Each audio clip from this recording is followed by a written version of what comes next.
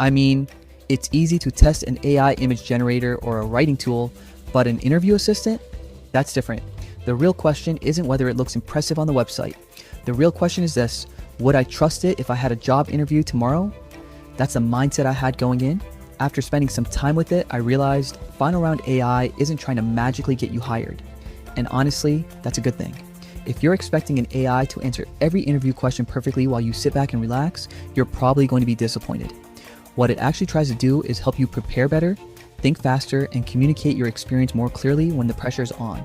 The feature that caught my attention wasn't the AI itself, it was the feedback. During interviews, most people have no idea what they're doing wrong. Maybe they're talking too much. Maybe their answers aren't structured. Maybe they're missing key points employers actually care about. Getting instant feedback after practicing a response is something I can see being genuinely useful, especially if you don't have someone to do mock interviews with. That said, I wouldn't rely on it completely. An interview isn't just about saying the right words. Recruiters notice confidence, personality, and whether your answers sound natural. If you memorize AI-generated responses word for word, there's a good chance you will sound exactly like someone reading from a script. That's the opposite of what you want. Who do I think gets the most value from Final Round AI?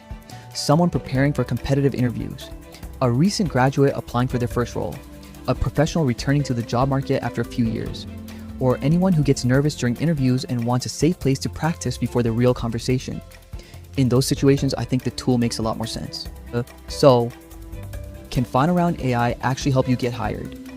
I'd say it can definitely help you become better prepared. Whether you get the job still depends on your skills, your experience, and how well you connect with the interviewer. AI can coach you, but it can't attend the interview for you. Before you pay for another subscription, ask yourself one question. Do you need better answers, or do you need more confidence delivering them? That's probably the real decision here. And now I'm curious, if you had a job interview next week, would you practice with AI first, or would you rather prepare the old-fashioned way? Let me know in the comments because I genuinely like to hear what you choose.